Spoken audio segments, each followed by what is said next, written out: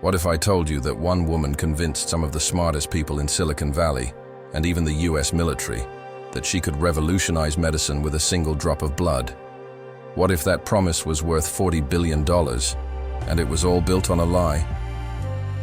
This is the story of Elizabeth Holmes, the woman once hailed as the next Steve Jobs, who turned the dream of medical innovation into one of the biggest frauds in modern history.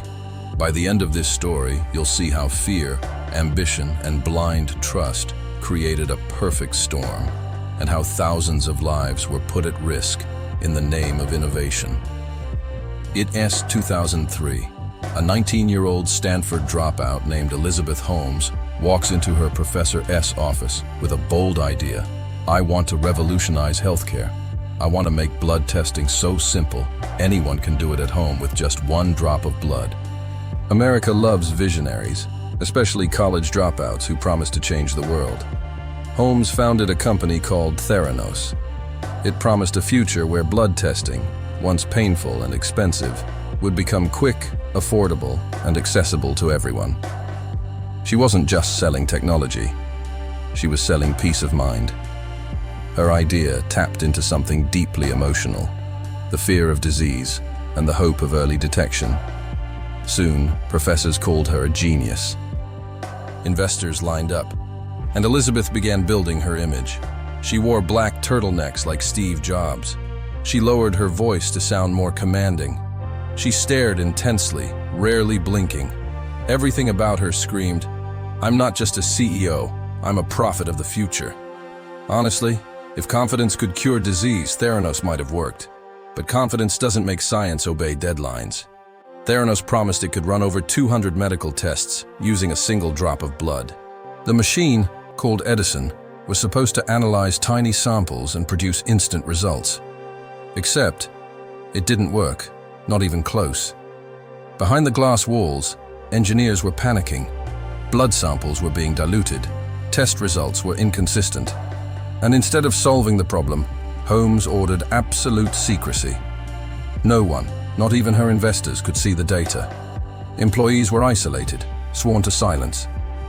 If you questioned her, you were labeled not a team player. Yet she convinced giants like Walgreens and Safeway to partner with her. Stores began installing Theranos wellness centers ready to offer miracle blood tests to everyday Americans. Imagine walking into your local Walgreens, giving a single drop of blood and thinking you were testing for cancer or diabetes, but the machine behind the counter is spitting out random numbers. That's not innovation. That's gambling with people's lives. Still, the illusion continued. Theranos raised hundreds of millions from powerful investors, the Walton family, Rupert Murdoch, Henry Kissinger. Holmes appeared on the cover of Forbes and Fortune as the youngest self-made female billionaire. Her company was valued at $9 billion, and she owned half of it. She was untouchable until one man decided to ask a simple question. John Carreyrou, a journalist from the Wall Street Journal, started getting tips from former employees who said, "Nothing works, the tests are unreliable, the results could harm patients." Carreyrou began digging deeper, but Holmes fought back hard. She threatened lawsuits. She hired the most feared lawyers in the country. She called journalists liars. But truth has a way of leaking, like blood from a pinprick. When Carreyrou published his expose in 2015, the illusion shattered. The US government launched investigations. The FDA, CMS, and SEC all came knocking. Suddenly, the billion-dollar disruptor was being called the biggest fraud since Enron. Holmes went from being compared to Steve Jobs to being compared to Bernie Madoff. Talk about a career pivot no one wants on their LinkedIn. The dream was over. Theranos collapsed. Investors lost billions. But the real victims were patients who received false test results. Imagine being told you're HIV positive when you're not, or being told you're perfectly healthy when you actually have cancer. That happened because one woman refused to admit failure. In 2018, Holmes and her partner Sunny Balwani were charged with multiple counts of wire fraud and conspiracy. Their trial became a spectacle, not just about science or money, but about how far people will go to protect a dream. Holmes claimed she never meant to deceive anyone. She said she believed in the technology. She blamed her subordinates, the media, even her partner. But jurors weren't buying it. In 2022, she was found guilty on 4 counts of fraud and sentenced to more than 11 years in federal prison. Theranos, once valued at $9 billion, was now worth 0. The $40 billion dream had become a $40 billion lie. So how did she fool everyone? Was it because she was smart, charismatic, manipulative? Yes, but it goes deeper. Holmes understood one powerful truth. People don't invest in technology. They invest in belief. She built her empire on the fear of sickness and the hope of salvation. She played to America's obsession with disruption, where moving fast and breaking things is seen as heroic, even in healthcare, where breaking things means breaking lives. We wanted her to be real. We wanted a female Steve Jobs. And in that collective wish, we ignored the evidence. Let us be honest. If a teenager in a black turtleneck promised to cure cancer on TikTok today, half of us might hit follow. The Theranos story isn't just about one woman's deception. It's about our vulnerability to the illusion of innovation. We live in a world where startups promise to change everything, from how we eat, to how we sleep, to how we die.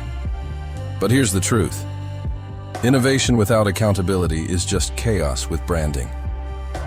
The next Theranos might not be in medicine. It could be in artificial intelligence, crypto, or climate tech. And it might already be happening, quietly, behind closed doors, backed by billions. That's why stories like this matter. Not because they're scandals, but because they're warnings. We can admire visionaries. We can celebrate bold ideas. But we must demand evidence before belief, data before devotion, and truth before trillion-dollar valuations. Today, Elizabeth Holmes sits in a federal prison, a symbol of how the pursuit of greatness can turn into the worship of lies. But here's the real question. Was she a sociopath or a symptom? Maybe the real problem wasn't her ambition, but the system that rewards illusion more than integrity. Holmes once said, "You can change the world if you believe in it enough." And she did change the world, just not in the way she intended. Her story is a mirror reflecting our hunger for miracles, our blind faith in charisma, and our fear of missing out on the next big thing. So the next time you hear someone say they're revolutionizing the future, remember, even the biggest dreams can bleed. This is Truvo, where every story bleeds the truth. If you found this story eye-opening, subscribe to Truvo, like this video, and share it with someone who believes every startup is the next big thing. Because the next billion-dollar lie might already be unfolding, right now.